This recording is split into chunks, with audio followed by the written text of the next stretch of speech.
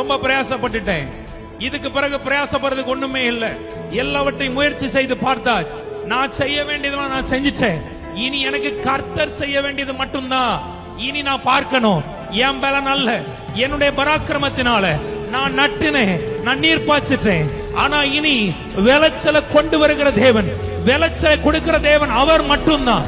ஈசாக்கு தேவனுடைய சமூகத்துல கண்களை ஏறெடுத்து பார்த்து கொண்டிருந்த போது விளைச்சலை பார்த்தான், ஒட்டங்கள் வருகிறத பார்த்தான். அதுக்கு பிறகு விதை விதைக்கிறான்.